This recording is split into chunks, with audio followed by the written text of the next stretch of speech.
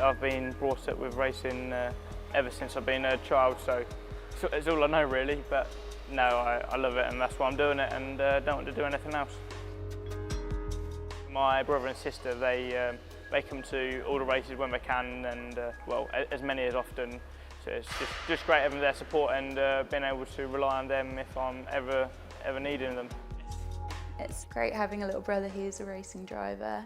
Since George started racing at 8 years old, I've sort of followed his career from day one. He had an amazing first year winning the Formula 4 Championship. I was fortunate enough to actually go to all of the races, so I do always say I'm his biggest fan. From winning that, I was nominated for the McLaren Autosport BRDC award, which is a huge award which the likes of Jenson Button, Paul di Resta have won, and I went on to win that as well, so that was a great achievement for me last year, and now I find myself in FIA Formula 3. A long process goes into one race weekend, and this is the start of it really. Yeah, just double check. It's obviously quite key things. These are the earpieces, obviously to talk to the team, and the rest, gloves, balaclava, and the most important thing I think any driver needs is the helmet. Final preparations for tomorrow and getting ready for the weekend. 5th round at Spa. Heading off for some final preparations tomorrow at the factory Carlin. Hoping for another good weekend and well, be aiming for victory.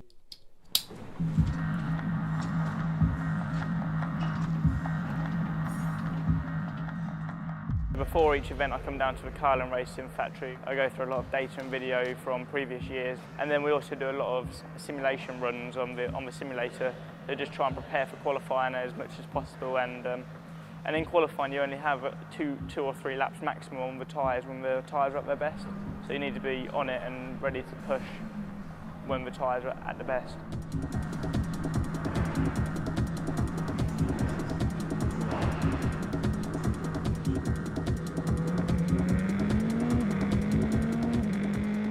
All packed, ready for Spa, can't wait.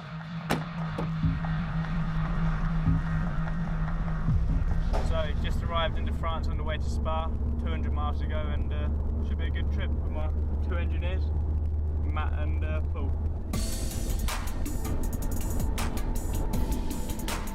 Racing is pretty much my whole life, and everything's dedicated to that really, so obviously I can't go out, have late nights, or obviously I don't drink and don't eat any junk food, which, well, a lot of teenagers wouldn't really worry about.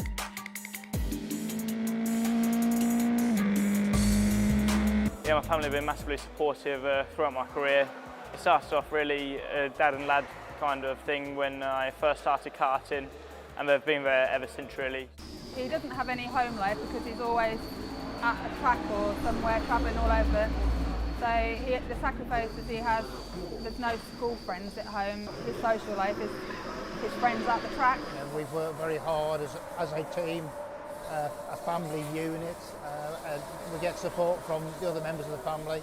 So we're all working really hard for George to achieve the ultimate goal of Formula 1.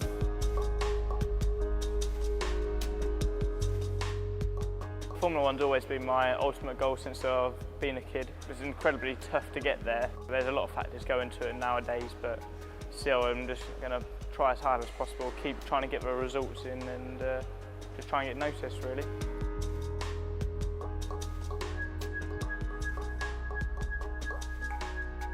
And George continued his promising start to the Formula 3 season with a podium finish in Spa. Using his racing nous, he battled back from 21st to take 3rd place.